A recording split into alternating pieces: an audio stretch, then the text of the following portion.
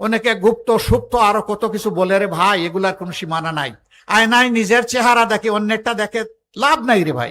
ঘরে ঘরে চাঁদার নামে ডাকাতি করার সুযোগ দেব না। সেই পরিবর্তনের বাংলাদেশ আপনারা চান কিনা? আপনারা চান? আমরা কথা দিচ্ছি, কথা যেমন জাতির সাথে আমরা 5 আগস্টের পর রেখেছি, অতীতেরটা বাদ দিলাম, রাখেন। কে কি করেছে, অনেকে গুপ্ত সুপ্ত আরো কত কিছু বলে রে ভাই, এগুলার কোনো সীমানা নাই।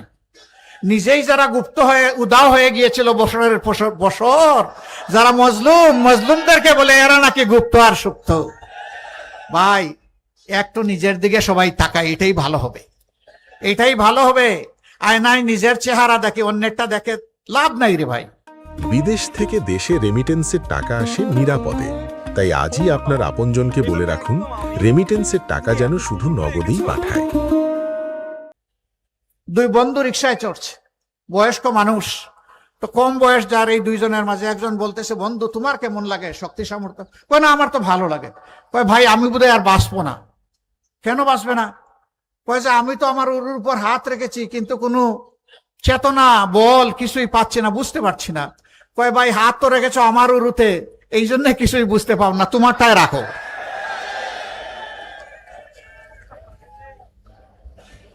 প্রিয় ঢাকাবাসী, আপনারা রাজধানী গড়ে দিয়েছেন, ইনশাআল্লাহ আপনারা দেশ গড়ায় অগ্রণী ভূমিকা পালন করবেন। এই জন্য আমি আহ্বান জানাই, আমাদের যুব সমাজের আকাঙ্ক্ষার, আমাদের মা বোনদের আকাঙ্ক্ষার বাংলাদেশ গড়ে দেওয়ার জন্য আপনারা এগিয়ে আসুন। যুব সমাজ, আমরা অপমানজনক বেকার ভাতা হাতে তুলে দেব না। ইনশাআল্লাহ আমাদের যুব সমাজ দাবি করেছিল উই ওয়ান্ট জাস্টিস, তারা তাদের অধিকার রাইটস চেয়েছিল, সেই রাইটস দিতে অস্বীকৃতি জানানোর কারণে তারা পালিয়ে গেছে। যারা এটা অস্বীকার করেছিল, তারা কারো কাছে মিছিল করে গিয়ে বলে নাই বেকার ভাতা চাই।